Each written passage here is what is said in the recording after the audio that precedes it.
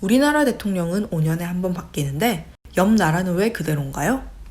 당신이 기억하는 우리나라 대통령에는 누가 있나요?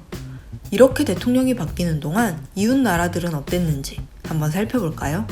북한, 일본, 러시아, 중국 모두 한 명의 지도자가 정권을 잡으면 꽤 오랜 기간 통치를 이어갔습니다. 우리 대통령은 5년에 한 번씩 바뀌는데 왜 우리 옆 나라들은 그대로인 걸까요?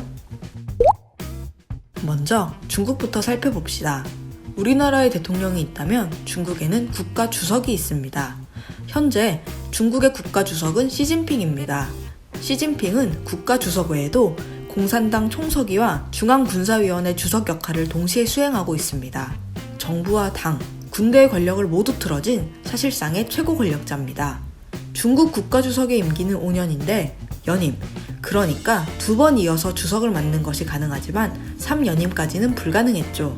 하지만 지난 2018년 중국 최고 국가기관인 전국인민대표회의에서 국가주석의 임기 제한 조항을 삭제한 헌법 개정안이 통과됐습니다. 이는 시진핑의 장기 집권이 가능해졌다는 의미입니다. 다음은 북쪽으로 올라가 볼까요? 러시아 하면 떠오르는 대표적인 인물, 바로 블라디미르 푸틴 대통령입니다. 그런데 푸틴 정말 오래오래 권력을 쥐고 있는 것만 같은 기분인데 기분 탓만은 아닙니다. 실제로 푸틴은 정말 오랫동안 대통령이었으니까요. 지난 2000년 3대 대통령으로 당선된 푸틴은 2004년 재선에 성공하며 8년간 대통령직을 수행합니다.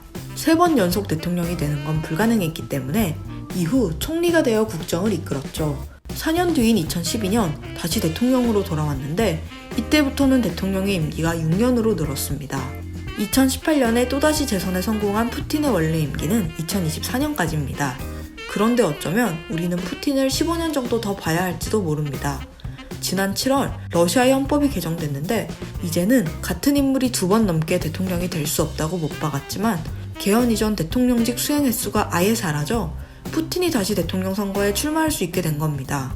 그가 2024년 대선과 2030년 대선에 또 출마해 대통령이 된다면 2036년까지 대통령을 하게 되겠네요. 마지막으로 이웃나라 일본으로 가볼까요?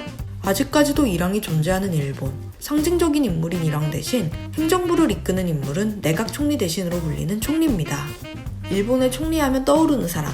아마도 고이즈미 주니치로와 아베 신조 총리 정도가 있겠네요. 아베도 꽤 오래 총리직을 한 것 같은데 사실 역대 최장기간 재임한 총리가 맞긴 맞습니다.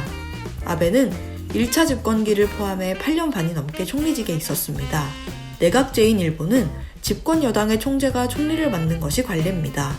지난 2018년 자민당 총재 3연임에 성공한 아베의 임기는 2021년 9월까지였지만 건강 악화로 임기를 채우지 못하고 지난 8월 말 사임 의사를 밝히게 됐죠. 오는 9월 중순 자민당이 총재 선거를 앞둔 가운데 차기 일본 총리가 누가 될지 전 세계의 관심이 집중되고 있습니다.